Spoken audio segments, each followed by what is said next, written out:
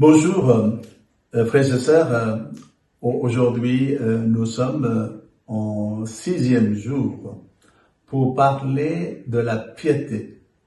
Premier jour, nous avons parlé de la sagesse, ensuite intelligence, le conseil, la force et ensuite la science. Et là, aujourd'hui, nous allons parler de la piété. C'est parce que c'est un élément important. Vous connaissez nos anciens qui ont une façon d'exprimer leur prière par une autre piété. Il y a la piété traditionnelle, il y a la piété populaire. Mais nous oublions pas, frères et sœurs, nous sommes des êtres sacrés. Et par cette sacralité, par notre naissance, et notre cœur aspire toujours à avoir cette attitude de piété. Et pour avoir cette attitude de piété, il nous faut beaucoup de simplicité, beaucoup d'humilité. Voilà, c'est ça qui est important. Sinon, ce qu'on va faire, on va aller à l'église, c'est comme des consommateurs, mais sans avoir une attitude d'humilité. Si on a envie de consommer, comme si on allait dans une grande surface pour voir le Seigneur et aussi déposer toutes les plaintes, toutes nos demandes, ou même nos remerciements. Mais après, il n'y a pas de vraie piété. La vraie piété, c'est quelque chose qui est lié par rapport à notre propre nature, car nous sommes créés pour le Seigneur.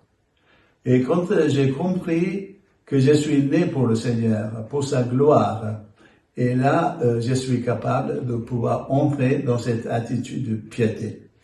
Et donc, nous pouvons remarquer la femme veuve au temple de Jérusalem. Voilà, elle était courbée, mais elle a donné tout ce qu'elle avait. Voilà la piété. C'est-à-dire que Dieu est celui qui me fait vivre.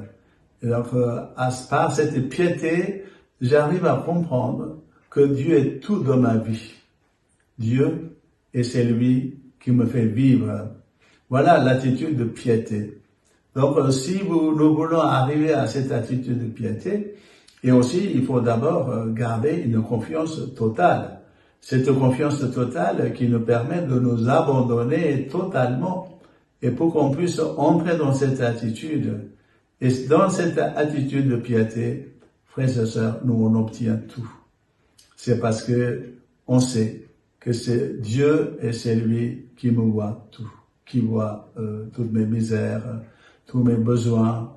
Et j'ai même pas besoin de demander quoi que ce soit, mais simplement on dit merci pour tout ce qu'on reçoit de lui. Et Jésus, d'ailleurs, il nous a dit que regardez les oiseaux, regardez les fleurs, mais tout cela ne demande pas quoi que ce soit.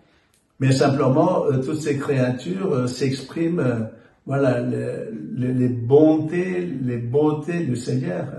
Et nous aussi, pareil, nous avons cette attitude de piété et nous sommes capables de contempler vraiment la providence du Seigneur dans notre vie.